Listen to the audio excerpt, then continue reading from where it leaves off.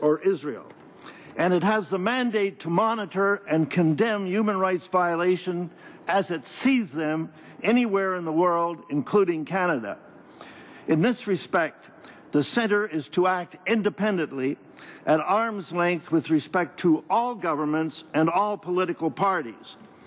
This is set out in various ways in the Rights and Democracy Statute and bylaws. Section 22, the Centre is not an agency of Her Majesty, that is the government. Section 23, the Chair, the President, the Directors are not part of the Public Service of Canada. Section 19, the head office shall be in Montreal, not in Ottawa, where you have the head of government. Section 28, the Centre was to receive committed 5-year funding to assure its independence.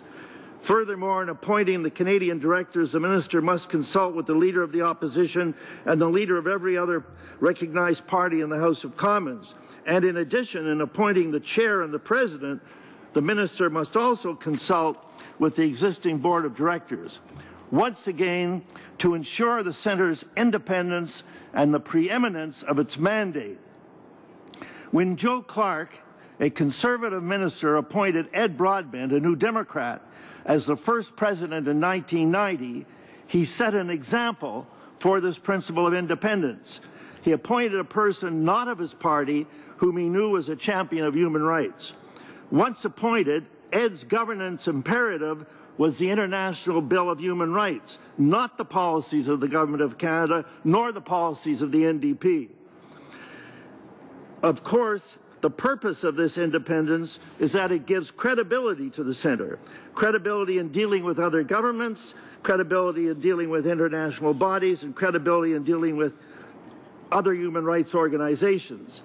The principle of independence, in turn, is reinforced by the UN Paris Principles, by the UN Declaration on Human Rights Defenders, and by the Vienna Declaration on Human Rights of 1993, which states the international community must treat human rights globally in a fair and equal manner on the same footing and with the same emphasis. In other words, you don't pick and choose, supporting some rights here and other rights there, or verifying or varying the enforcement of human rights from country to country.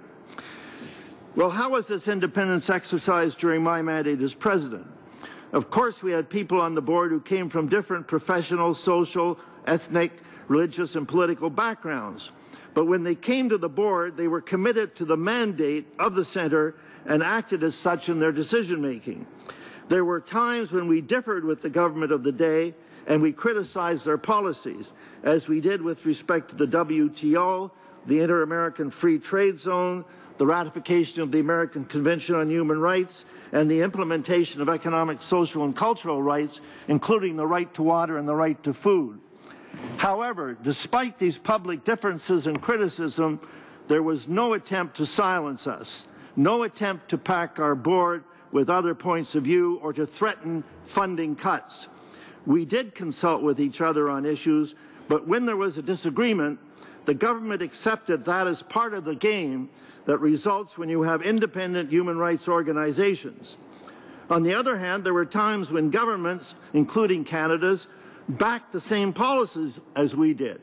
And then we worked together to have these policies implemented. This was the case with the International Criminal Court, the Protocol on Children in Armed Conflict, the Declaration on the Rights of Indigenous People, and the Inter-American Democratic Charter, and others. It is absolutely clear, Mr. Chairman and gentlemen and ladies, that what has been happening since March 2009 is totally inconsistent with the traditions that I've referred to, totally inconsistent with the statute and bylaws of rights and democracy, with its stated mandate and its requirement of independence.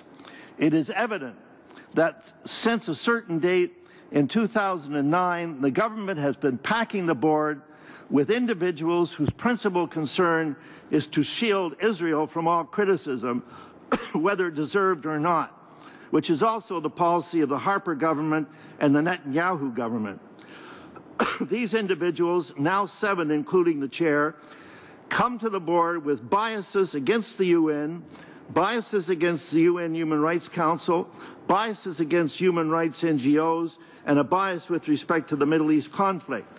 The evidence for these biases is found in their own written articles and statements, in their associations and partnerships, in their actions and history. If you read the long statement by David Matas in Ezra Levant's blog of January 24th, it confirms exactly what I'm saying. When we speak of partnership, we are not talking about Conservative Party membership. We are talking about political biases which are similar to the Harper government's and which are contrary to the Centre's mandate, contrary to the International Bill of Rights, and contrary to the Vienna Declaration. While it is normal in a free society for political parties to have such biases, it is not acceptable for Rights and Democracy, which has a legislated mandate to monitor and advocate for human rights wherever it is necessary to do so. In this case, the 3 grants to Middle East NGOs were authorized under the Urgent Action Program. Mr. Braun and his colleagues have said, contrary to substantial evidence, that the issue at Rights and Democracy is not with policy, is not with the Middle East, but it's with respect to accountability and transparency. But this program, the Urgent Action Program, and its budget, and all programs and budgets of Rights and Democracy are approved each year by the Board of Directors. They are audited each year by the Auditor General's Department. The audited reports are printed in the annual reports, which are tabled in Parliament, posted on the website, and distributed widely. In turn, the President and officers of Rights and Democracy are subject to oversight by this parliamentary committee regarding the annual report and the audited financial statements, which has been done on many, many occasions. In addition, the Rights and Democracy statute requires that every 5 years there must be an independent, in-depth evaluation of Rights and Democracy. These have been done in 1993, 1998, and 2003. None of these 5-year evaluations, none of the annual Auditor General audits have ever indicated that the Centre was operating contrary or outside its mandate, or that the Urgent Action Program or the office in Geneva or even the attendance at the Durban Conference in 2000 were out of order. According to the Rights and Democracy statute and bylaws, the role of the board is to provide general policy direction, to approve the annual budget and work plan, and to oversee their implementation. It is not the role of the board to micromanage the Centre. According to the statutes and bylaws, the President has the responsibility to administer and run the Centre, including the hiring and management of the staff. The President is full-time. The board is part-time. The recent actions of the Chair and the Board of Directors to repudiate grants, to close the Geneva office, to freeze the Urgent Action Program, to fire employees, to gag and manage staff, to question their religious affiliations are all prompted by their political biases and not by their obligation under the statute to govern in accordance with the International Bill of Human Rights. This can also be said of the attempt in 2009 by Mr. Gauthier, Messrs. Gauthier, Tepper, and Braun to rewrite and change Mr. Beauregard's evaluation. In conclusion, in order to strengthen the Centre's independence, I want to make the following recommendations. First, that there be an outside independent inquiry into the situation at Rights and Democracy. I appreciate the hearings that this committee is conducting, and they are worthwhile, but they are too short and incomplete to really get to the bottom of things. Secondly, I think that you should consider amending the Act to strengthen the nomination process. And third, you should reintroduce the policy of multi-year funding, which was there in the first place but was forgotten about afterwards. That multi-year funding gave more independence to the Centre.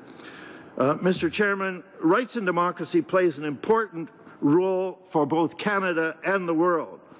What has happened to it recently is totally unacceptable.